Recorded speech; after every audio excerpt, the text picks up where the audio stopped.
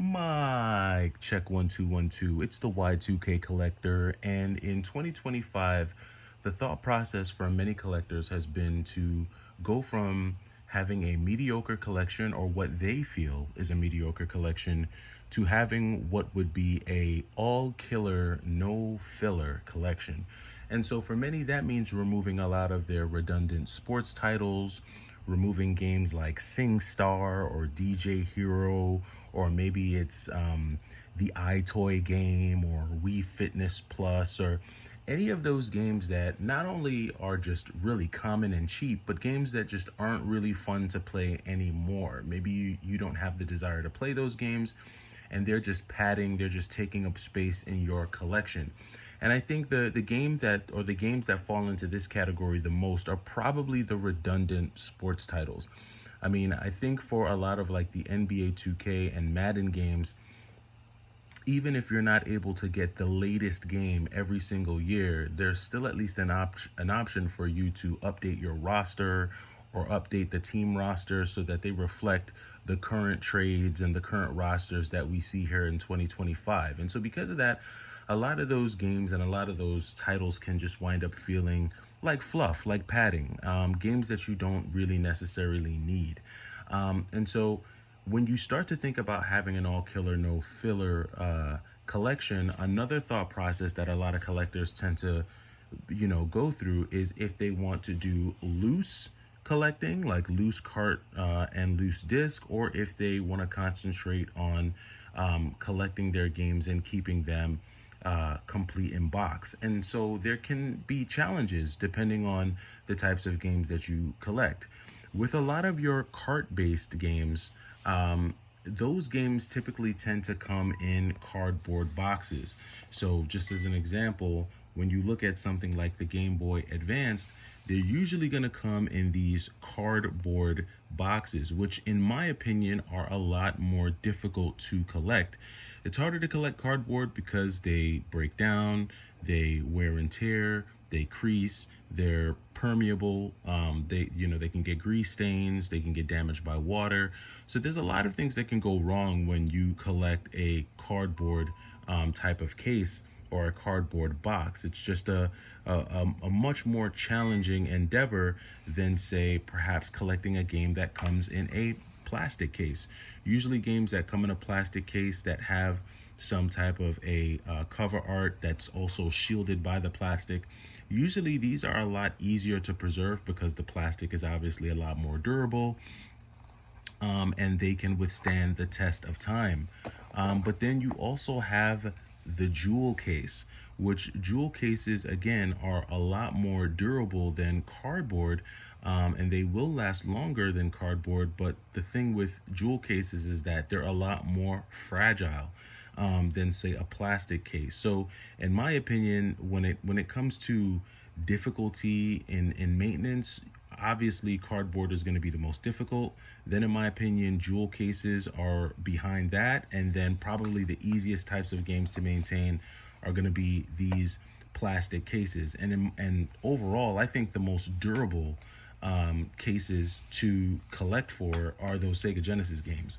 Sega Genesis clamshell cases are built like tanks. That plastic is like that true durable, like 80s 90s plastic that can probably survive nuclear blasts. Like that plastic is no joke. And so when it comes to collecting, building a collection, obviously as a collector, you're thinking about how you want to preserve your games, because preservation is key. There's no point in keeping all this stuff if you can't keep it safe, and if you can't keep it sound, and if you can't keep it whole and together in one piece. And there's always this crossroads that I think a lot of collectors have to come to when they start thinking about trying to collect more expensive games, because typically trying to get a game that's already expensive in a complete in-box format, it exponentially raises the price. Sometimes it can raise the price by $10. Sometimes it can triple the price, and you see it with a number of games. There is a very big difference between having a loose cart of Super Metroid versus having a complete in-box copy of Super Metroid. It almost triples the price of what the loose cart copy costs. Kind of something similar that you might see with like 007. Now, that may not be the case for a game like Super Monkey Ball or Mortal Kombat, and I feel like there is a difference between collecting loose disc and loose cart. And personally, I think a lot more collectors are okay with collecting loose cart than they are collecting loose discs. And that's for obvious reasons, right? Discs are a lot more fragile. You have to have some type of binder. You have to have something to put them in. You cannot just stack a bunch of loose discs the same way you would for a bunch of loose carts. And again, going back to that 90s plastic, a lot of these cart-based games, even the Game Boy Advance games, they use that extremely durable plastic that really withstands the test of time. A lot of these cartridges are 30 plus, some of them are 30 plus years old. And if you look at them, I mean, to be quite honest with you, this copy of Super Metroid probably doesn't look much different from how it looked back in 1997 or even earlier. It's just how things were built back then.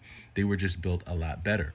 And even if you were to, let's say, try and sell all of your loose carts, you can just throw a lot of these Super Nintendo games in a bag and throw them in the back of your trunk without worrying about too much whether or not the game is going to continue to work. You know, most times they're going to work.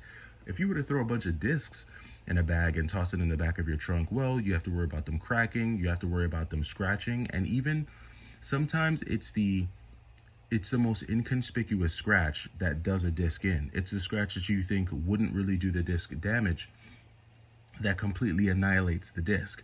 And so I think, you know, today when you talk about going from an all filler or filler to all killer collection, I think that there are a lot of collectors, while most collectors will want to have complete in box versions of their disc-based games, I think a lot of collectors are okay with having loose cart for their cartridge-based games.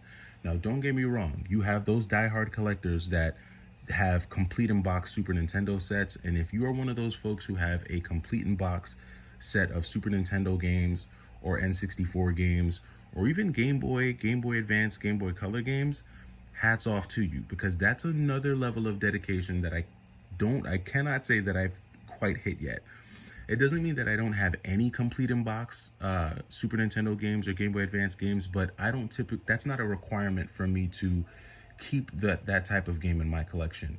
I typically am not going to keep loose disc games in my collection just because they're hard to maintain, but I will keep loose cart games in my collection because I can maintain those, I can stack those, I can put them on a shelf, I can reasonably maintain those without worrying about them either breaking down or just no longer working over a period of time. But it's different strokes for different folks, and there might be some people who will say, hey, you know what, I'm okay with having a binder that's full of 200 loose disc games because those games still have value, and those games still do have value. There's still value to having a game that doesn't have either the jewel case or the plastic case. Still value to that game. It will still play. You can still enjoy it. You can still put it in your console and play the game. But in terms of long-term preservation and in terms of just how you want to have your collection set up, that may be a turnoff for some collectors, especially for those who like to have their games on a shelf. If you are in a position where you want to show your games off to someone who comes to your house, or if you use, you know, let's say you use your games as a background or a backdrop, it just looks a lot nicer when they are complete. So I'm interested to know where the community stands on this. Do you view loose carts and loose discs the same way? Do you feel like it's easier to collect loose carts versus loose discs? And do you think there's more value to loose carts than there are to loose discs? Let me know your comments down in the comment section below. I'm interested to know your thoughts, and I'll catch you in the next video. It's the Y2K Collector. Take it easy.